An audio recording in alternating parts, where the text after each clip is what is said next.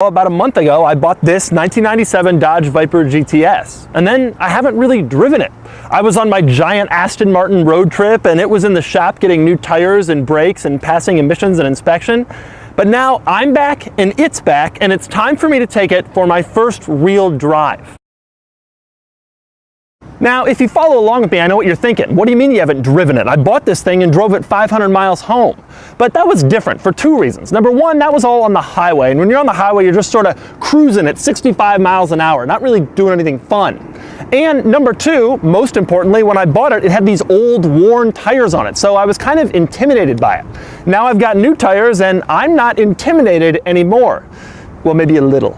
And if you want more of my thoughts on my first real drive with the Viper, as always, click the link below to check out my column on autotrader.com/oversteer. Now, it's time to drive. Now, I'm still a little nervous about this, I have to admit. I've heard so many things from so many people. I got new tires on it, it's dry, it's beautiful out. I'm still thinking, I gotta be pretty careful.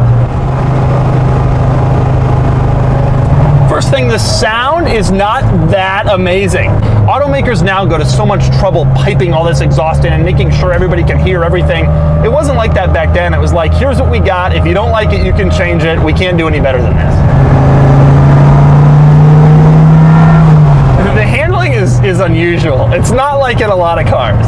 But you can feel the weight of the front end. Oh, you can feel the weight of the front end. The front end is incredibly long. Not a lot of people realize this, but when you sit in a Viper, you're actually basically sitting over the rear wheels. So you are behind 3/4 of the car. So there is a lot of stuff in front of you that has to turn when you turn the wheel, and you can feel every little bit of it. The car handles better than I think I was expecting it to. I think I was expecting it to be sort of all over the place.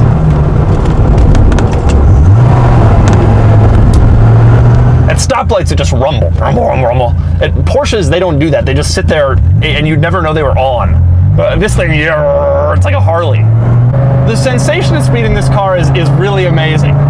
I'm not really going all that fast, but rumble over all the bumps, you just feel everything, and you hear everything. This is not like some modern car where there's an incredible amount of sound deadening. They've put all this thought into noise, vibration, harshness. Instead, this thing is like, yeah, here's a car, have fun. You're so connected to the road in this car. It's unlike any modern vehicle. Anybody who's had a modern Porsche or something like that would get in this car and think this is from the Stone Age. For better or worse, I kind of think it's cool. The brakes could be better, I have to admit. I got new brakes on it, and even still, they could be better. This car is not a Ferrari or a modern Porsche when it comes to braking. This car is sort of the link between the 70s and the 2010s. It's directly there in the middle, and the braking is not like it is in a modern car. The ride's harsh. I'm not gonna say the ride's not harsh. It kicks you around. You gotta be prepared for that. When I was on my road trip, a lot of people asked me, hey, why don't you do this trip in the Viper? And I was thinking to myself, I would never do this trip in the Viper. I'd rather die. I still am not in the world where I'm gonna push the pedal down when I'm turning. Right now, I'm still reserving my throttle floors for when I'm going dead straight. You know, Mustangs have gotten a lot of crap for people crashing them. Go online and look up Viper crashes. It is unbelievable how many Vipers have been put away. If you're driving one of these things and not paying attention, you should be in something else. This car is something you take out on a Sunday when you want to devote 100% of your energy at that moment to driving. The thing also about the Viper that kind of keeps you in check, in a car like the Aston, when you put your foot down, you don't hear that much until the engine really gets up there. In this thing, you immediately hear it. There's no trickery. There's no, you look down at your speedo and you're like, I can't believe I'm going 80. You know you're going 80. Everybody stares at you in this car. Everybody stares. This car attracts more attention than virtually any car that I've ever owned. It's, bright blue. It's got this shape. Everybody knows this shape. The novelty of this car absolutely has not worn off for me. Every time I see it in my parking garage, I'm like, oh, this is so cool. Even if I'm driving something else.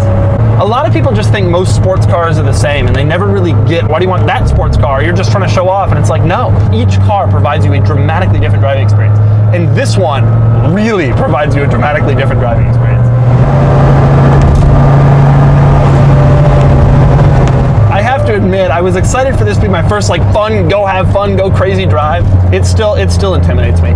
I still think about all of the crash photos and videos I've seen and all the people who told me to be careful.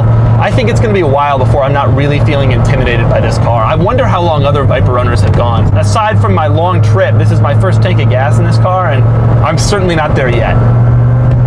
It's actually a lot of fun. I mean, I love the sound. I love how crashy and bumpy it is. I love how raw that it feels. I'm coming off a lot of cars that really didn't feel that raw. The Skyline, the Ferrari, the Aston, they were not neutered, but they were designed for a very specific person who wouldn't put up with all these noises and stuff. And this thing's different. It's a blast. It's a lot of fun.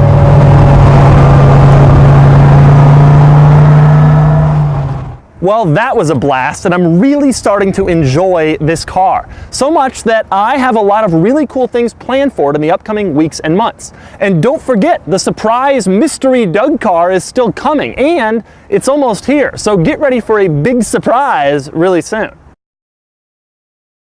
Because unlike in modern... Go, go, go, go, go, go, go, go, go. God. There's nothing worse than people who try to race you and they're in Tuaregs. Just leave me alone, dude. I'm not gonna race. I'm not impressed that you're going 80 miles an hour. Go